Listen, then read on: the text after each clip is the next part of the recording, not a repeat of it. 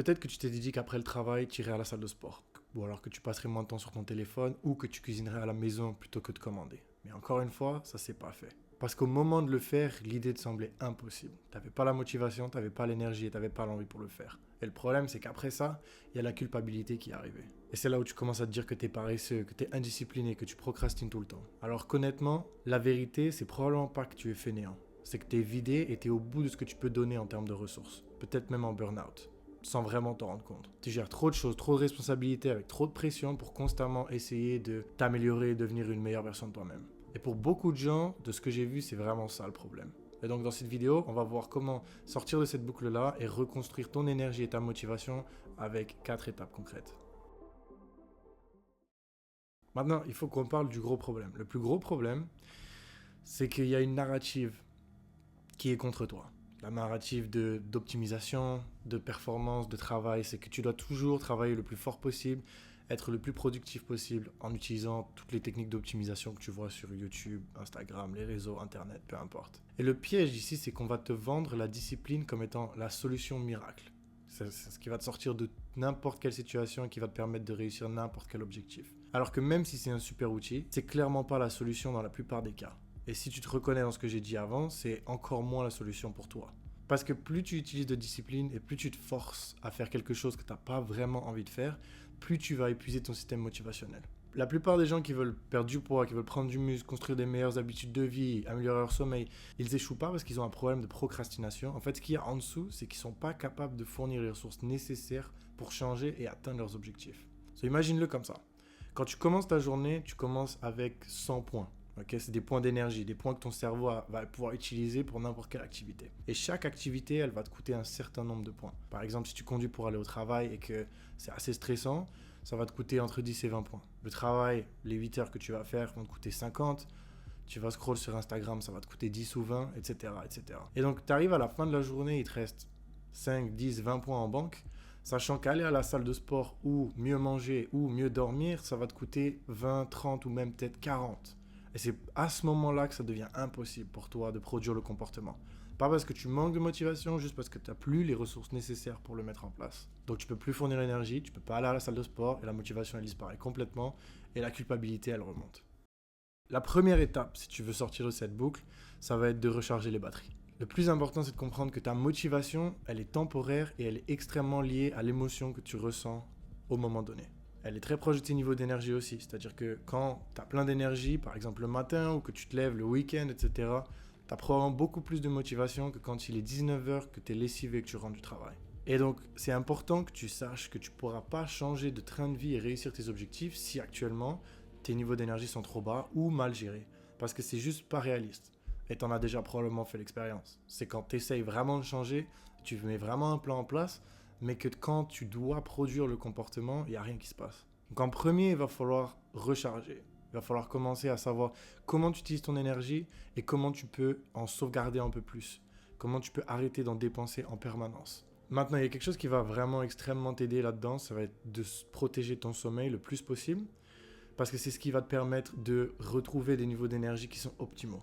Et je vais probablement faire une vidéo plus tard sur le sommeil, d'ailleurs laisse-moi savoir si ça t'intéresse. Le but, c'est de dormir mieux, de bouger, mais plus tranquillement, d'essayer de limiter les habitudes qui sont inutiles et qui te volent de l'énergie. On a parlé des réseaux sociaux, par exemple, parce que, je sais pas toi, mais en tout cas, de ce que je vois, ça donne clairement pas plus d'énergie aux gens d'être pendant 2 heures sur Instagram, ça vole de l'énergie à ton cerveau. Donc, toutes ces habitudes-là, celles qui te volent de l'énergie et celles qui t'en redonnent, comme le sommeil, comme la récupération, comme se poser devant un film, peu importe, essaie de minimiser celles qui te volent de l'énergie qui sont inutiles et essaie de maximiser celles qui vont te permettre de regagner des niveaux d'énergie corrects.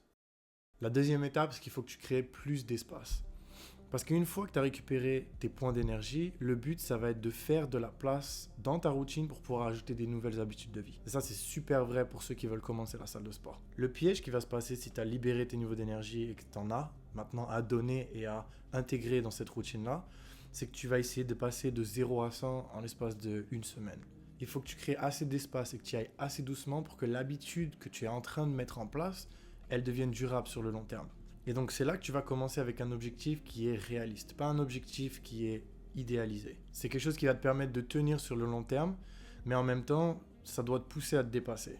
Donc si tu essaies de, en ce moment, te mettre à la salle de sport, ça peut juste être commencer par y aller 2, 3 fois par semaine pendant 15 à 20 minutes au début. Ça va être assez.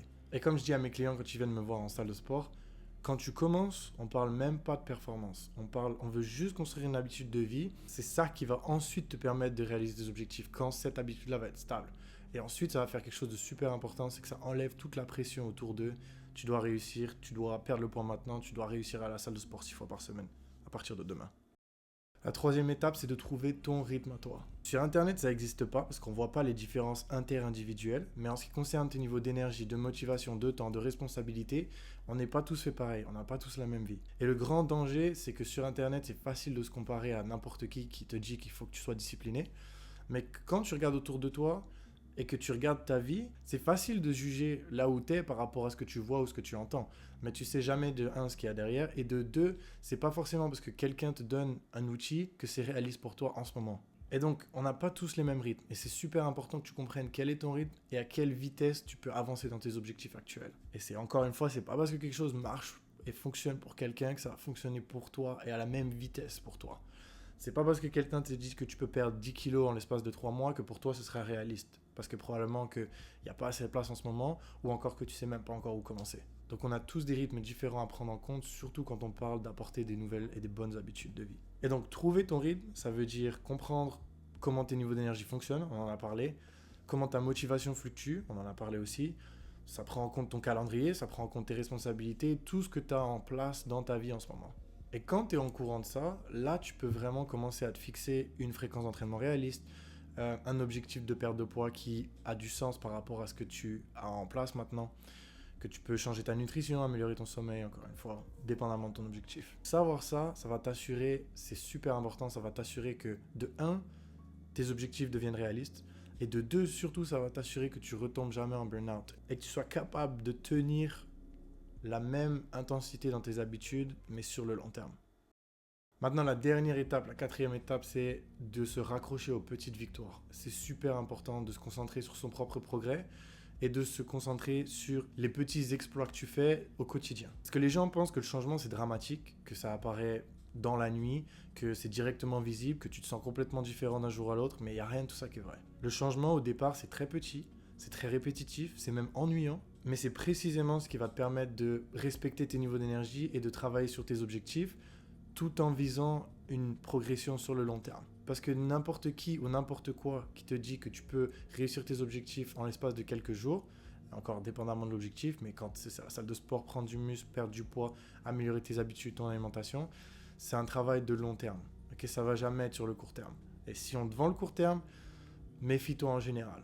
Parce que ça veut dire que soit de 1, ça va être beaucoup trop intense, soit de 2, c'est juste pas réaliste. Mais il y a quelque chose de super important, c'est que quand tu commences à avoir de meilleures habitudes de vie, à travailler sur toi-même, tu as des petites victoires dans la journée.